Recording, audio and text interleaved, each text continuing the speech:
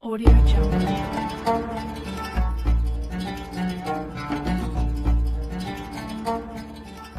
Assalamualaikum warahmatullahi wabarakatuh.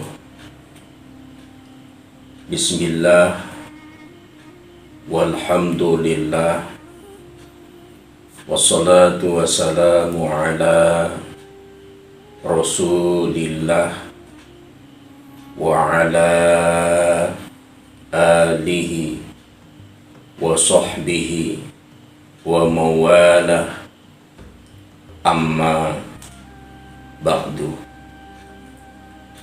Dari Anas bin Malik, Rasulullah Shallallahu Alaihi Wasallam bersabda, "Man ahabba ayyubsata lahu fi rizkihi wa yunsa'a lahu fi atharihi falyasil rahimah." Barang siapa yang ingin dilapangkan rezekinya, yang kedua dipanjangkan umurnya, maka resepnya adalah hubungan silaturahim. Sila, tali atau hubungan. Rahim bermakna kasih sayang. Dua hal ini, baik itu dilapangkan rezeki lalu dipanjangkan umur, semua orang menginginkan itu semuanya. Dan ternyata resepnya adalah silaturahim. Jika ingin dilapangkan rezeki, yubsatu lahu fi rizki, dilapangkan rezekinya, maka resep yang ditunjukkan oleh Rasulullah adalah silaturahim. Rezeki tidak turun langsung dari langit. Malaikat Mikail tidak mengantar rezeki di depan pintu kita. Tetapi rezeki yang kita dapatkan banyak yang melalui mata rantai yang panjang dan rumit untuk dipahami. Sekarang mari kita renungkan. Ketika kita masuk ke sebuah warung, memesan nasi campur, dalam hitungan menit nasi campur itu terhidang, dan kita keluarkan uang 20-30 ribu selesai. Pernahkah kita berpikir, nasi campur yang kita nikmati itu, berapa puluh bahkan berapa ratus orang yang terlibat sehingga kita bisa menikmati nasi campur itu? Kalau kita hitung mulai dari padinya, melibatkan petani, melibatkan pupuk yang membuat pupuk, melibatkan yang mengolah dan sebagainya, belum lagi sayurnya dan lauknya, berapa puluh berapa ratus orang yang terlibat sehingga kita bisa menikmati sepiring nasi campur itu. Ini artinya apa?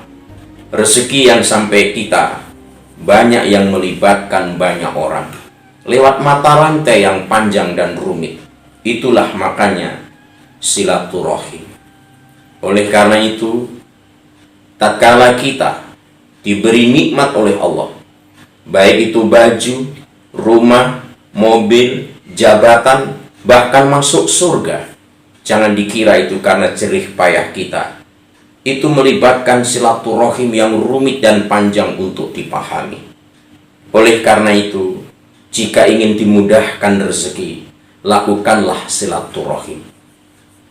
Ada pengalaman menarik seorang mahasiswa yang setiap bulan mendapatkan kiriman dari ayahnya. Suatu waktu, setelah 20 hari kirimannya habis dan masih sisa 10 hari untuk menemui tanggal 1.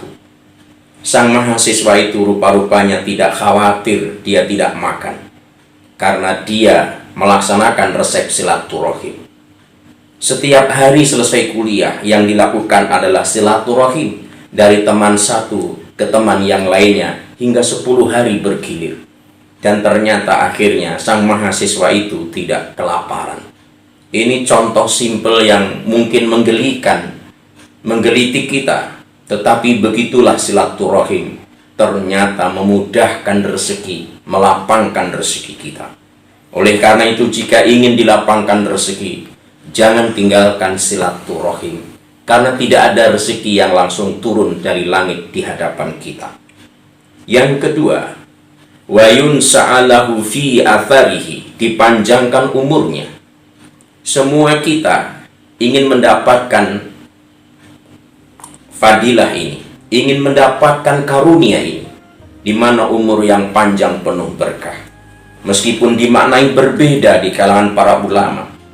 Ada yang memaknainya umur panjang ini adalah keberkahan usia, kemudahan dalam taat selama dia hidup, kemanfaatan yang berlimpah yang banyak dia lakukan dan dirasakan banyak orang, masyarakat, bangsa, negaranya, sebagai gambaran usia yang penuh berkah. Namun tidak sedikit ulama yang memahami umur panjang ini bermakna bukan kiasan. Banyak kisah yang sampai kepada kita. Seseorang ketika dia ditimpa suatu penyakit, divonis oleh dokter usianya tinggal 1 bulan.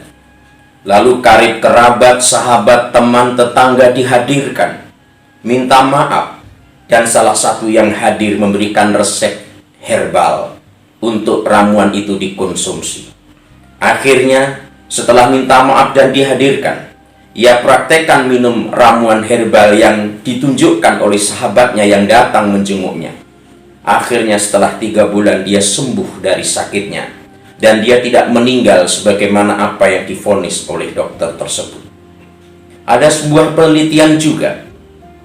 Ada 2 keranjang, yang satu keranjang diisi seekor tikus, yang keranjang kedua diisi 10 ekor tikus. Yang 1 ekor tikus diberi makanan yang banyak, dan yang 10 ekor tikus diberi makanan hanya cukup untuk beberapa ekor tikus. Akhirnya apa yang terjadi? Tikus yang sendirian dalam 1 keranjang itu akhirnya mati, dan tikus yang 10 ekor meskipun terbatas makanannya masih hidup dan masih bertahan. Ternyata tikus pun butuh interaksi, butuh silaturahim.